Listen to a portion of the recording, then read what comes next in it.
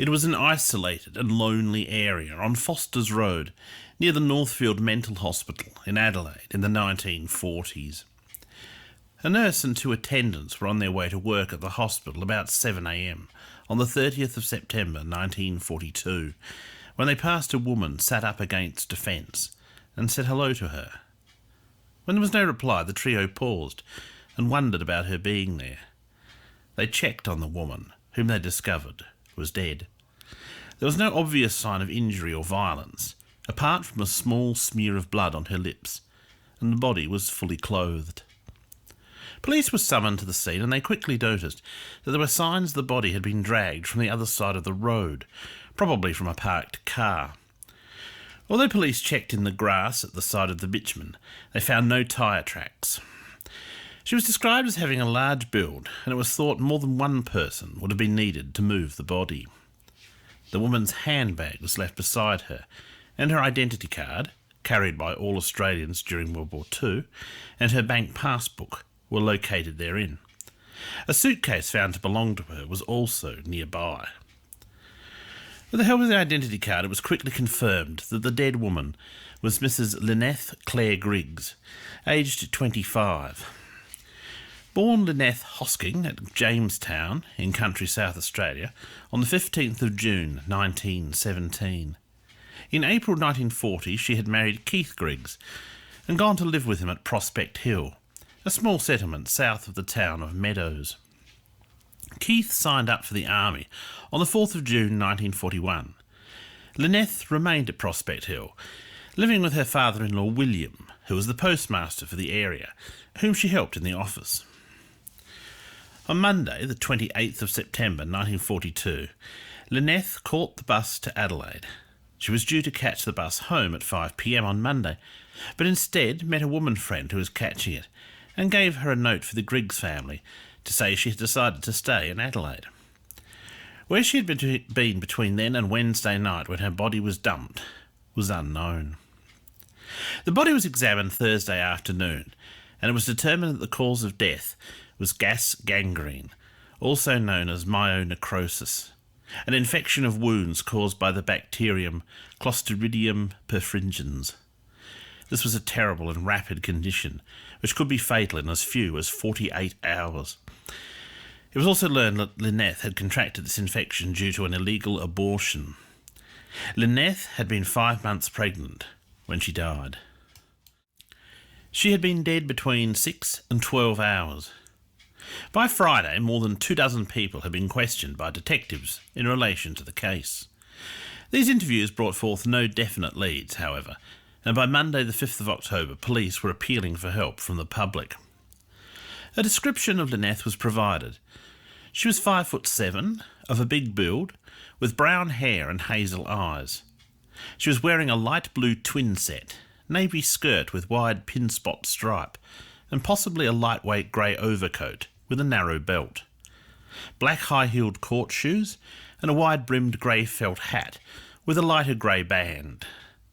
Anyone who had seen her after 5 p.m. on the previous Monday was asked to contact the detective office. Several people came forward to say they thought they had seen the woman.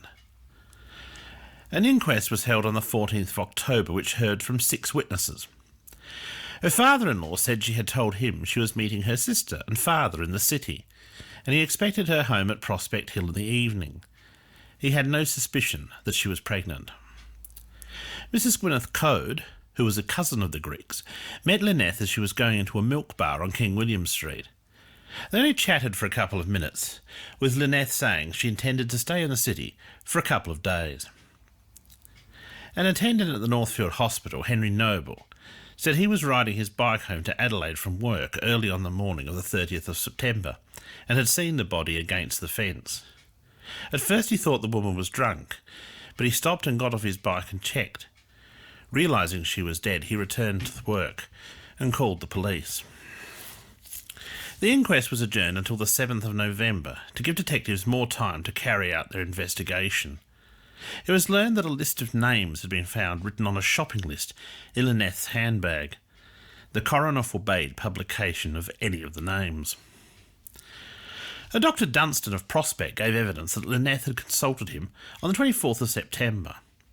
Prospect is a suburb of Adelaide, and the similarity of name to the area where Lynneth lived is just a coincidence. Dr. Dunstan said she had come to him saying she may have induced an abortion on herself and wanted to check everything was all right. The doctor called in his nurse and the patient was examined. She had not aborted the baby and was 5 months pregnant. She said her husband had been in the army 2 years and she could not go through with the birth. The doctor advised her not to do anything foolish, as it could endanger her life. Abortions were not legally obtainable in South Australia until 1969, and then under strict conditions. Abortion was decriminalised in South Australia on the 7th of July 2022. Lynneth said she would return the following week to make arrangements for giving birth. When the doctor saw her photo in the newspaper, he immediately contacted police. It was also revealed that a withdrawal of £9 from her bank could not be reconciled. However, despite what had been found, nobody came forward to say where she had been after 5 p.m. on the 28th of September. The coroner therefore made a finding that she had been murdered by person or persons unknown. In January 1943, a note allegedly written by the dead woman, mentioning a house address with times and dates, was passed to police, but still nothing came of it. Time passed, and the death looked like becoming an unsolved mystery. That was until the 7th of December 1945, when suddenly an arrest was made in the 3-year-old case. Ernest Gustav Gueux, a 48-year-old springsmith who had worked at the Islington Railway workshops for 18 years, was charged with being an accessory after the fact, knowing that Lynneth Griggs had been feloniously slain. When his trial began on the 15th of February 1946, Gueux was alternatively charged with conspiring with Mary Ann Gueux and others. He pleaded not guilty. Gueux lived in Gilbert Street, Bowden. A female neighbour and friend related to the court that she had often seen women visiting the house, and on the 29th of September 1942, she had seen Lynneth come to the house at 11 in the morning and be shown to a room by Ernest's wife, Mary Ann. About a half hour later, Mrs. Gueux emerged from the room saying that something was wrong. The neighbour formed the opinion that the other woman had died. She peeped in the room but did not enter and check on the woman. The woman said she was told by Mary Ann, who was visibly upset, "I think she's gone. I don't know what I'm going to do, but something will have to be done with the body." Charles Edwin Pickering, a fitter, was lodging with the Gueux in 1942. He testified that while he lived there, many women visited Mrs. Gueux for the purpose of having their fortunes told. On the 29th of September, he had arrived home about midday. Mrs. Gueux spoke to him, and then he went to his room and observed a woman laying dead on his bed. Ernest Gueux had arrived home in the evening and similarly been apprised of the events which had taken place that day.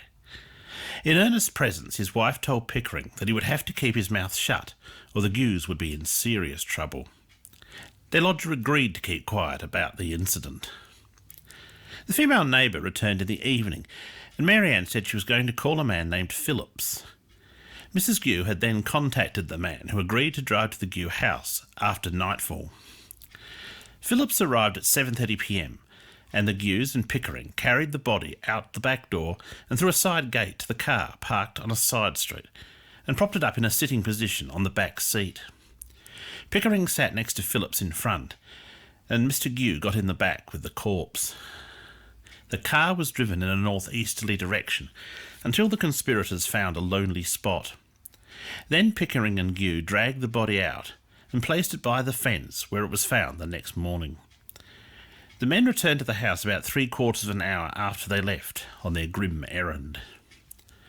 Phillips had then driven Ernest to hospital that night, where he had been due to have a minor operation to remove a foreign object from his knee.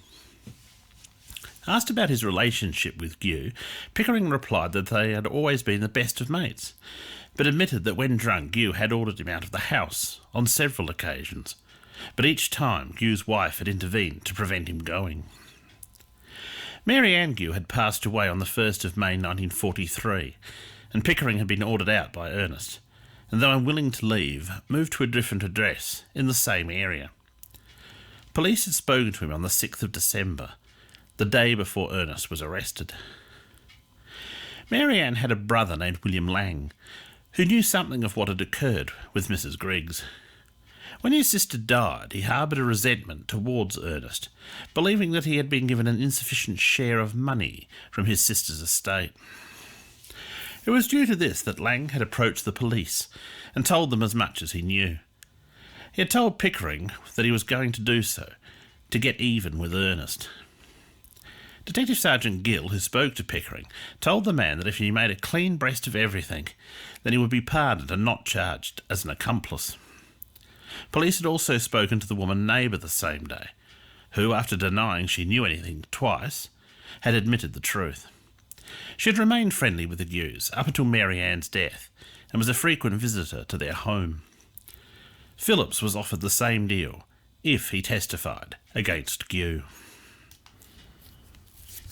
Gue claimed he did not know about the body, having been at his house, and that he had not helped in its removal. Gue was a veteran of the First World War, who had served with the 43rd Infantry Battalion, and had never been convicted of any crime. Pickering, the lodger, was, he said, a drunkard, and had personal habits which he complained about, but his wife defended the man. She had her own group of friends, he said. Phillips was a salesman who had obtained tiles for their house, and she and he had subsequently become friends. What she and her companions did was not known to him. I lived my own life, worked at my job, came home, and generally went my own way, Gue said. On the 29th of September, he had received notification to go to hospital. His wife seemed upset, he said, but wouldn't say why. He did not enter Pickering's room, and knew nothing about a body. About 7:30 p.m, Phillips drove him to hospital and left him there. There was nobody in the car while he was there. He remained in hospital until the 14th of October, and nobody told him about a dead body. I have since remarried, Gue said, and am living happily with my wife. It is not for me to say what has been the motive of the witnesses in falsely accusing me of assisting in concealing the body of this woman. No doubt they feel that they have assisted themselves in trying to put the blame upon me as the husband, but you can see from my statement that I am perfectly innocent. On the 16th of February, he was found not guilty of being an accessory after the fact, but guilty of conspiracy. In addressing the judge, Gue's lawyer said there was no evidence that Gue was a party to anything going on in the house, if anything at all. The judge concurred. His lawyer further stated that it was not without significance that Gue was not sent for, and that he was the last of the three men to know anything about the matter. He could not have known anything until he came home from work. His conduct in helping his wife, who was in trouble, was not as serious as the conduct of the other witnesses who helped. The other two men were equally guilty, and they escaped punishment.